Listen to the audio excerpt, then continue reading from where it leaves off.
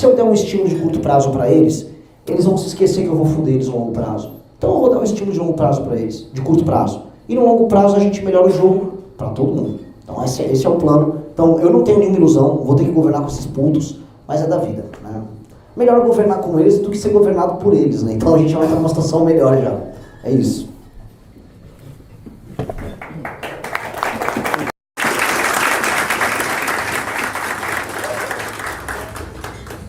Então, boa noite, meu nome é João Matheus. Eu quero dizer primeiramente que eu sou muito fã do trabalho do Arthur. Eu conheci vocês por ele. Certo. Eu vejo muita crítica de vocês em relação ao Bolsa Família. Minha dúvida é, vocês acabariam de, quando vocês chegarem ao governo, vocês acabariam de imediato com ele ou vocês acabariam de forma gradual? Obrigado. Eu não vou acabar com o Bolsa Família. Eu acho que a gente não tem que acabar com o Bolsa Família. Falar por que não tem que acabar com o Bolsa Família. Não é só por questões humanitárias, porque tem pessoas que vivem em regiões do Brasil que não há trabalho. Existem regiões inteiras no Brasil, cidades inteiras em que não há atividade. Eu rodei, cara, e isso assim, eu tomei... Sabe aqueles papos de político, velho? Você tem que tomar uma surra de Brasil. Pô, eu tomei uma surra de Brasil, cara. Eu fui no sertão, eu andei em regiões em que não existe trânsito de caminhão. Você roda numa estrada por 2, 3 horas, o Arthur esteve comigo no Rio Grande do Norte. Não passava caminhão, não tinha caminhão. Se não há caminhão, o que significa? Não há atividade produtiva nenhuma. Aí eu chegava na cidade, tinha um boteco aberto aqui, um boteco aberto ali, umas pessoas sentadas na porta de casa paradas, não há trabalho. Isso não vai ter como resolver no curto prazo. 2, nós estamos, esse é um ponto aí, já uma discussão nem filosófica, uma questão de tempo. O mundo, com a IA, vai ter um grande problema que nós vamos ter que ter uma renda básica universal. Tá? Isso vai acontecer em todos os lugares do mundo e vai haverá de acontecer no Brasil. Então haverá algo similar ao Bolsa Família que vai existir nos próximos anos. Tá? Gostemos ou não. Eu não acho bom. Eu acho que isso é horrível para o espírito humano. Nós temos que viver da escassez, mas as coisas são como elas são. A tecnologia vai vencer esse jogo. Mas 3, o que nós vamos fazer? Nós vamos focar no Brasil que produz antes do Brasil que vive da produção do outro. Isso significa que homem e mulher em cidades que tem muito Bolsa Família, um percentual alto de pessoas que têm Bolsa Família e que estão saudáveis, idade para trabalhar, eles vão ter que trabalhar. O Zé imitou essas minhas frases, assim, ele imitou em termos literais. Eu vi falando, marmanjo de 25 anos, eu vi falando isso em live, já falei em palestra, ele imitou o marmanjão de 25 anos, ele imitou tudo. Mas a real é, pô, eu falei antes e foda-se, eu vou fazer frentes de trabalho. Frentes de trabalho. Porque ele não propôs, ele falou que a pessoa tem que arrumar um emprego. Pois bem, não existe emprego em certas cidades no interior do Rio Grande do Norte. Então não adianta ele achar que a mão invisível do mercado vai lá e vai resolver agora. Não vai. Agora o que dá pra fazer? Eu vou meter uma frente de trabalho para arrumar a infraestrutura da região do cara. Então o cara vai poder trabalhar 3, 4 vezes por semana, vai ganhar um valor a mais do que Bolsa Família, ele vai aparecer lá no CRAS, vou retirar meu Bolsa Família. Chegou no CRAS, tem um formulário. Venha participar de uma frente de trabalho, a gente vai fazer recapeamento. A gente vai fazer fiação de energia elétrica para a parte mais do interior ali da cidade. Vai ter que fazer isso. Eu te pago um valor a mais, vem trabalhar, te dou um macacão, vem ganhar uma grana, vem se autodisciplinar. Nós vamos fazer frente de trabalho. Quem fez isso? Franklin Delano Roosevelt, crise de 29, mais de 3 milhões de pessoas empregadas naquele período. Vamos botar frente de trabalho, vamos botar o Estado atuando nisso para fazer infraestrutura básica, entregar um ritmo e uma dinâmica de trabalho para pessoas que estão vivendo um tipo de arranjo econômico, que é o arranjo dos interiores do Brasil, não de vocês, de outros lugares, que é assim um arranjo econômico. A pessoa vive numa casa, lá tem a avó que recebe uma aposentadoria, tem uma moça que recebe um Bolsa Família e eventualmente um valor um pouco maior por conta de uma criança que ela tenha, o cara tem um Bolsa Família, um parente tem um emprego na prefeitura, o cara às vezes faz um bico aqui e ali, e aí todo mundo vive meio que se ajudando ali nesse arranjo. Aquele núcleo familiar ganha muito pouco, mas em grande medida ele depende de ajuda do Estado. Isso precisa se alterar. Eu preciso fazer o marmanjo trabalhar, a moça tem que trabalhar também, todo mundo tem que ralar, porque no fim do dia alguém vai pagar a conta deles e não será dessa maneira que vai acontecer. Nós vamos ter que botar a galera para ralar. Até porque, enquanto a economia não chegar, a tal da mão invisível não aparecer nessas cidades, o Estado já está bancando. E se o Estado já está bancando, vamos fazer a galera trabalhar. Ponto final. É esse o jogo. É isso. Posso complementar?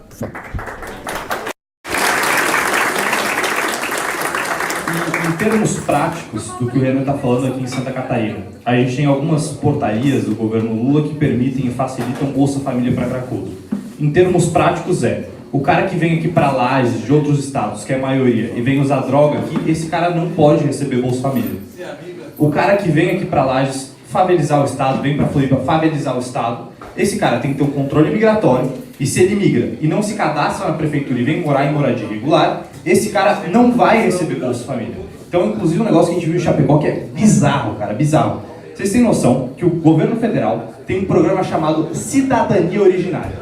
Aí você pergunta, beleza, deve ser para os indígenas daqui de região, né? Não, é para indígena argentino. É cidadania originária para indígena que não é originário do Brasil. Então o cara passa pela fronteira ali de Paraíso, chega em Chapecó, o que ele vê? Olha, na Argentina eu tenho que trabalhar. Em Santa Catarina o governo federal está me pagando uma mamatinha. Então esse cara de jeito nenhum pode receber Bolsa Família, então inclusive é uma das minhas propostas como pré-candidato a deputado federal. O cara só pode receber Bolsa Família depois de 10 anos morando no Brasil. E para cracudo, de jeito nenhum. Esse cara tem que ser internado involuntariamente.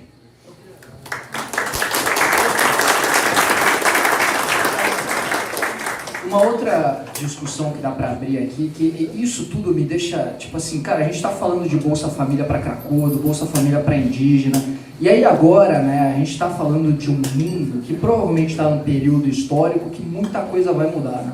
A Palantir lançou ontem, antes de ontem, por aí, e para quem não sabe, a Palantir é uma das empresas mais importantes do mundo hoje, porque é basicamente a empresa de inteligência artificial utilizada para o ramo militar do governo americano, e eles lançaram um manifesto político ontem, né? Basicamente esse manifesto político é meio que um resumo de um livro que o CEO deles lançou, que é a República Tecnológica. E assim, uma das coisas que eles estão falando é que a era da bomba atômica, por exemplo, ela acabou. A era da bomba atômica como símbolo, né, é elemento do maior símbolo de destruição, de poder militar que você tem. E a era da inteligência artificial no campo militar está chegando. E assim, cara, e aí a gente está aqui, né, no Brasil, conversando, não, porque o Bolsa Família, a galera tá usando para comprar o iPhone, tá dando para cracudo, tá dando para não sei o quê. E a gente não tá entendendo que se a gente não botar ordem na casa logo, a gente simplesmente vai morrer como país. Né? O Renan tá falando uma parada que é muito séria, assim. A gente já está vivendo hoje um fenômeno de fragmentação do país. Hoje, se você entra, sei lá, entrem aí numa publicação do jornal Razão, né? Uma pergunta, quantos daqui são migrantes, vieram de outros estados? Pouca gente aqui, pouca gente.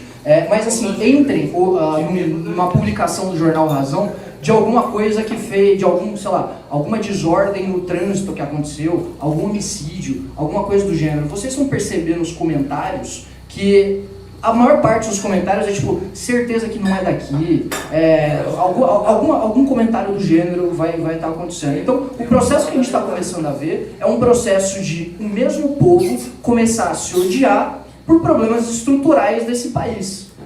E esse país vai ficar cada vez mais fragmentado com esse processo econômico e tecnológico que está acontecendo hoje no mundo se a gente não botar ordem na casa. Então, meio que o Brasil ser um país forte, o Brasil ser um país grande, é uma questão de sobrevivência, né, cara?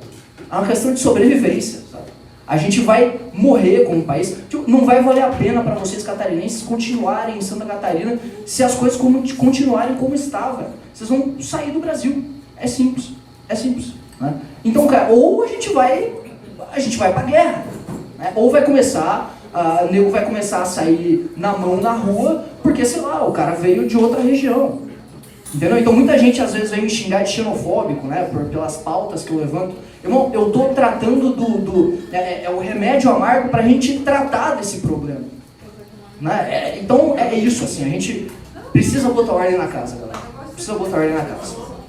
Vamos lá, próximo.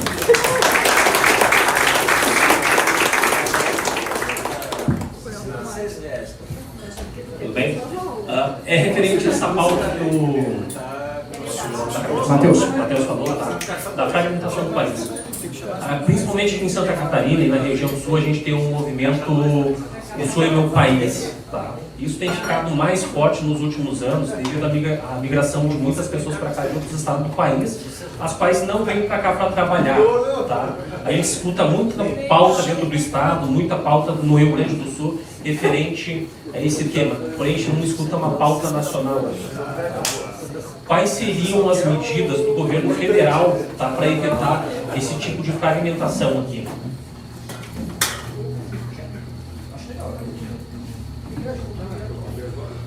Assim, cara, eu não sei quem acompanhou a treta aqui do Pará é um lixo que envolveu comigo aí no ano passado até hoje. Tá, pouca gente, vamos lá, né? Eu fui cancelado aí em vários lugares por ter proposto, junto com o Kim lá em Brasília, um modelo de controle migratório no país. E é basicamente isso, né? Como o nome está dizendo, é um controle migratório. A gente vai aí para diversos países do mundo e a gente vai enxergar vários modelos de controle migratório. Dos mais agressivos aos menos agressivos, ou dos mais restritivos aos menos restritivos. O que eu propus é um bem pouco restritivo, que é uma lei de registro habitacional que você encontra em vários países da Europa. Mas a gente pode falar de um controle migratório que existe na China, por exemplo, onde o Estado literalmente decide se você vai migrar ou não. E você pode falar o que você quiser da China, mas quando a gente olha para as experiências de grandes centros urbanos, que a gente tem não só na China, mas no leste asiático, né? Singapura, Coreia do Sul, etc., a gente vai ver que são centros urbanos muito mais organizados e muito mais decentes que até os grandes centros urbanos de países envolvidos da Europa, dos Estados Unidos, da América, etc. Então, é algo que dá pra gente discutir, né? Dá pra gente discutir. Então, assim, o que eu propus é isso, cara. É organizar o fluxo migratório. É simples. Tem muita gente migrando para alguma região. Essa região tem capacidade de absorver toda essa população? Não sei, vamos ver. Tem que ser organizado. É só isso. É só não deixar tudo a Deus dará, como é de costume aqui no Brasil, né? Foda-se, vai fazendo do jeito que dá e aí quando a gente vai ver, a gente está favelizando o município, a gente está com um monte de cracuda, a gente está com a creche superlotada, que é isso que está acontecendo aqui em Santa Catarina. Eu não sei se Lages já está começando a sentir isso, mas se a gente vai para Floripa, Joinville, os grandes centros urbanos aqui do estado, isso está evidente, cara. Isso está evidente. E aquilo que eu falei ali da pergunta sobre as emendas é por causa disso. A emenda não é suficiente para resolver esse problema. Se a gente não conseguir mudar a lógica, de novo, velho, aquilo que a gente manda para Brasília é o suficiente para resolver 47 vezes os gargalos de infraestrutura que a gente tem no estado. Tá? Então, se a gente não mudar essa lógica e organizar o fluxo migratório, é simples. A gente vira o novo Rio de Janeiro, não tem como resolver. Esse é o ponto. Se a gente não controlar a migração e não resolver o problema de um investimento muito baixo, a gente vira o novo Rio de Janeiro, como aconteceu em todos os outros grandes centros urbanos da história desse país. É isso.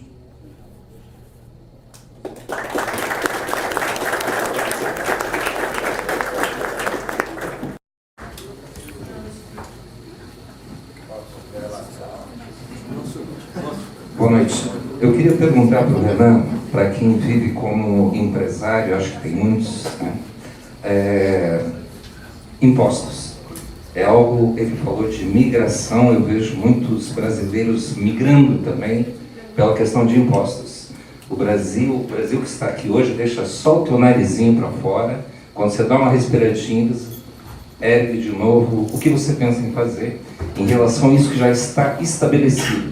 Impostos criados, tem como? Essa é a pergunta.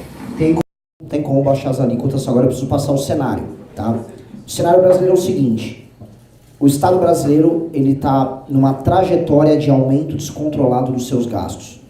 Todos os gastos do Brasil, como você tem vinculações e indexações, eles vão aumentando conforme o tempo passa. Então, eu vou dar um exemplo. Toda vez que você ajusta o salário mínimo em R$1, isso custa R$1. Isso custa, se não me engano, 4,3 bilhões de reais no orçamento nacional. O problema é que você não ajusta num real. Quando você ajusta num ano para outro, o 90, 100 reais que você ajusta o salário mínimo. E aí você estoura ano a ano o orçamento, por quê? Porque você reajusta a aposentadoria, o BPC e alguns outros benefícios de acordo com o aumento do salário mínimo. As pessoas estão ficando cada vez mais velhas no Brasil, nasce menos gente, e quem está nascendo não está tão produtivo porque nossa produtividade não aumenta. Então, o desenho do Brasil é um desenho do Estado que está ficando cada vez mais perdulário, e aí ele se endivida, por isso que a dívida pública está aumentando muito, ela está indo para uma trajetória de colapso. E por conta disso, o dinheiro no Brasil é muito caro, o juros é alto. E aí o imposto será alto. Ainda mais no modelo que a gente tem, que é o modelo que o Haddad colocou, que é o do arcabouço fiscal, que você aumenta os gastos de acordo com o aumento da receita. Portanto, quanto mais você arrecadar, mais você pode gastar. E é assim que eles fazem. Eles tratam de taxar todo mundo, porque aí eles podem dar um vale-gás, dar uma luz para todos, que são os programas governamentais, um pé de meia, para comprar o voto deles. O jogo é bem claro. Então, isso está indo para uma trajetória desesperadora para quem é empresário. Como resolver isso? Você tem que fazer uma reforma fiscal gigantesca, e nós já protocolamos a reforma. O Kim Kataguiri entrou com essa PEC no começo do ano passado, e já está em processo de coleta de gestão. Não sei se foi ano passado ou retrasado. Eu sempre confundo se foi em 24 ou 25, mas a gente já tem uma PEC que resolve, que endereça todos esses temas. Que eu ganhando a eleição, eu vou passar ela. Aí se eu passo, eu falo, mas Renan, o que tem a ver a questão fiscal? A questão fiscal diminui o aumento da dívida dos brasileiros e diminui a velocidade do aumento dos gastos. Se os gastos não precisam aumentar tanto, duas coisas vão acontecer. Há uma previsibilidade que o Estado brasileiro vai conseguir pagar suas contas. E quando os investidores percebem que o Brasil vai conseguir pagar suas contas, o que acontece com os juros? Os juros caem. Quando os juros caem, a gente vai gastar menos com o serviço da dívida, a rolagem da dívida. Portanto, os gastos vão diminuir. É uma bola de neve no sentido positivo, tem um efeito sinérgico bom. Outro efeito sinérgico bom é sobre o dólar. O dólar baixa porque o real valoriza no cenário desses.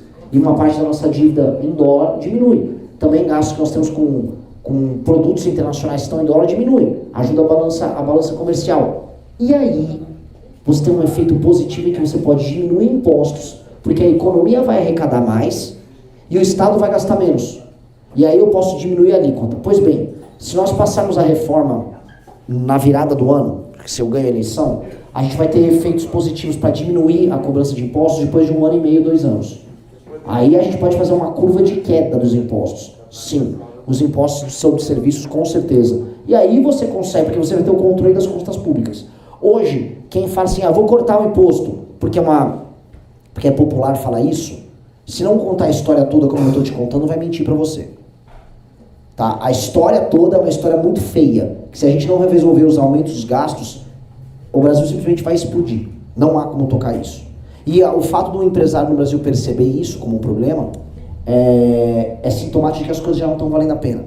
E eu digo mais, fazer a reforma fiscal que a gente está falando, que é resolver as despesas do governo, não apenas vai baixar o imposto, mas vai mexer em uma outra coisa que é muito cara para os empresários, que é o dinheiro caro. O dinheiro é muito caro no Brasil. Você vai ter juros mais baratos e com juros mais baratos você vai conseguir investir melhor. O impacto financeiro disso na empresa é menor, quase tão grande hoje quanto os impostos. A parte dos juros é muito grande também sobre